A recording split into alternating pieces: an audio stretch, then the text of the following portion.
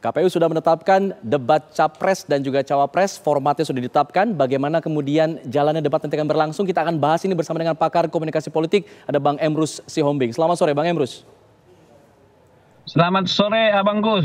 Bang Salam Emrus, sehat buat kita semua. kita sudah lihat KPU menetapkan format debat. Menurut Anda ini format yang sudah idealkah dari kacamata komunikasi politik? Baik, sedikit kurang ideal. Kenapa Bang? Saya mengatakan itu? Walaupun secara umum sudah bolehlah kita katakan bagus ya. Kalau saya melihat harusnya tidak saling mendampingi. Ketika capres berdebat dengan capres, tidak harus ada wakil atau cawapres yang mendampingi, demikian sebaliknya. Kalaupun hadir saja di kursi para tamu, karena kita ingin melihat kapabilitas dan kemandirian mereka masing-masing. Kalau saling mendampingi kan seolah-olah tidak percaya diri yang satu terhadap yang lain. Karena jabatan wakil presiden itu maupun jabatan presiden itu adalah jabatan yang sudah mumpuni di segala bidang. Bayangkan, dia adalah nomor 1 di Republik ini nanti ketika jadi presiden.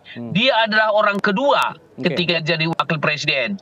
Dan wakil presiden ini ketika nanti presidennya mengalami katakanlah berhalangan tetap, dia otomatis jadi presiden.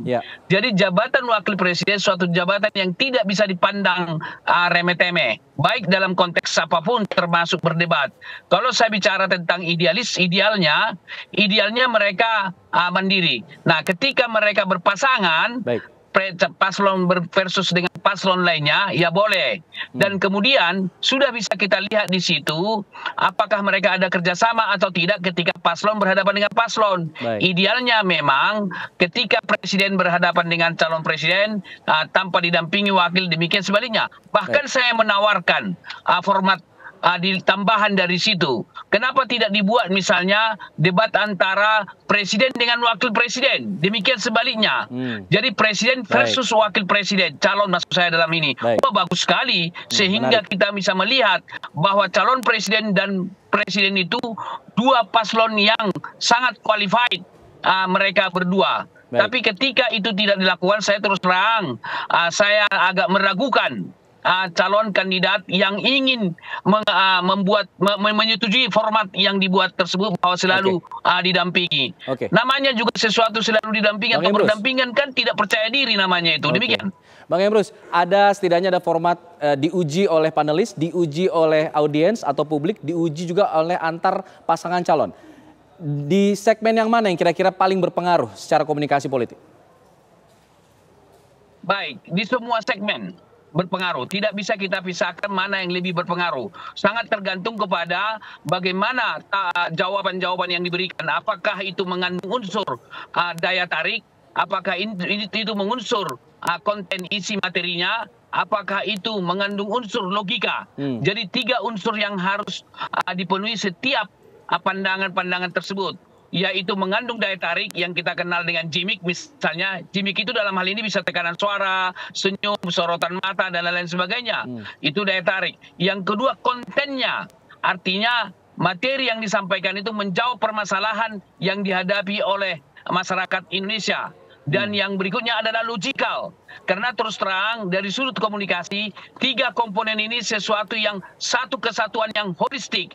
Tidak bisa dipisah begitu saja. Misalnya materinya bagus tapi tidak punya daya tarik. Orang kemudian bosan Maka Aristoteles mengatakan konsepnya ethos, logos, pathos. Harus 3-tiganya ada di situ. Demikian. Oke. Secara komunikasi politik, Bang, apa sih yang kemudian diharapkan oleh publik dari ketiga pasangan calon ini ketika mereka berdebat? Apa yang paling ditunggu oleh publik? Baik, kalau dari segi konten adalah jawaban atau respon atau uraian di awal tentang permasalahan-permasalahan yang dihadapi oleh masyarakat. Mampukah para kandidat ini memberikan respon? Karena mereka kan sudah berkunjung ke seluruh rakyat, ke seluruh Indonesia, sudah berkampanye. Sebelum jadi calon mereka juga sudah belusukan di beberapa daerah. Artinya sudah mereka tahulah persoalan. Tapi ketika yang mereka tawarkan itu tidak memecahkan masalah yang dihadapi masyarakat, Katakanlah kita ambil contoh misalnya bagaimana memberantas korupsi, kan itu permasalahan yang terus menerus belum ada jalan keluar.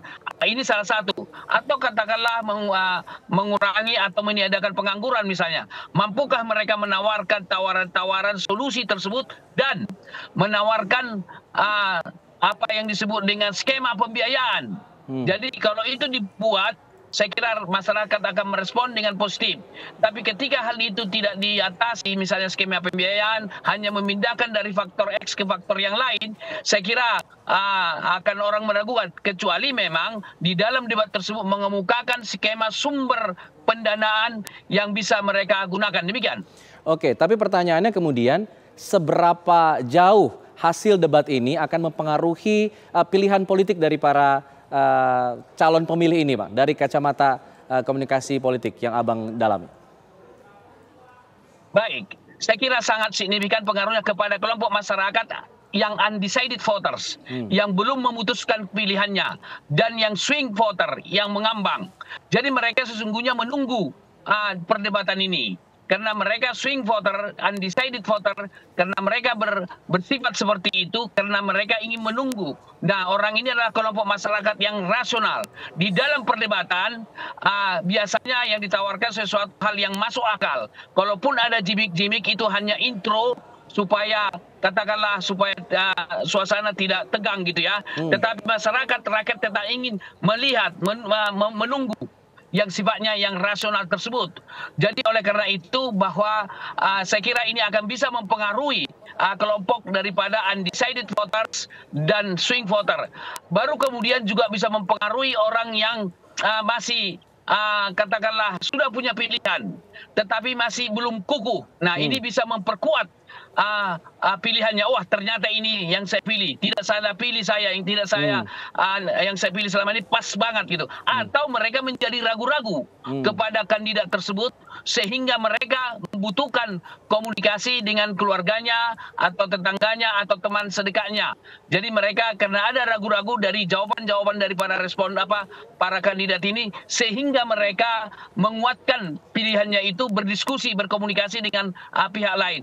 Karena boleh jadi misalnya katakanlah di sekarang ini mereka sudah mendekati keputusan memilih salah satu kandidat dari tiga paslon ini.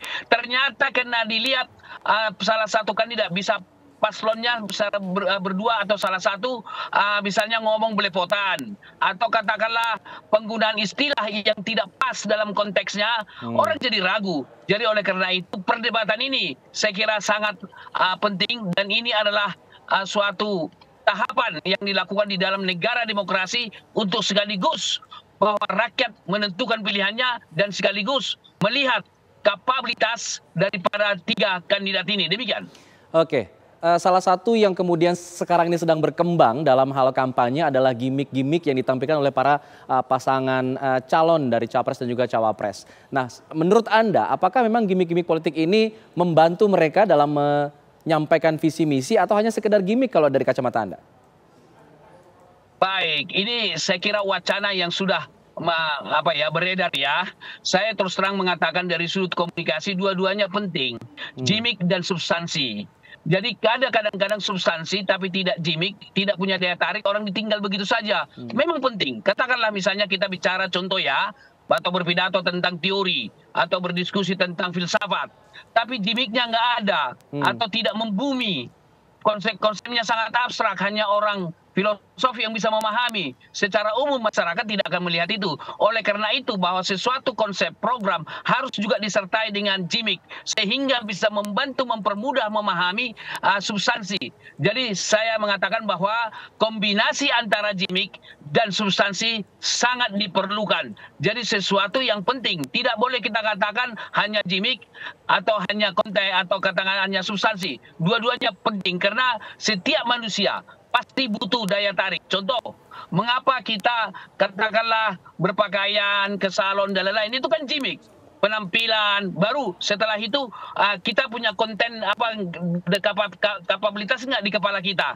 Jadi oleh karena itu kombinasi antara gimmick atau penampilan, daya tarik dengan materi, sesuatu yang bagus untuk menarik simpati, dukungan dan voting behavior daripada halayak sasaran dalam hal ini yang punya hak suara di Indonesia. Demikian. Baik, terima kasih Bang Erbus. Kita akan tunggu nanti debat perdana dari para capres dan juga cawapres pada tanggal 12 Desember. Ini akan menjadi tampilan baru yang kita akan lihat seperti apa perkembangannya. Terima kasih Bang Erbus, selamat sore.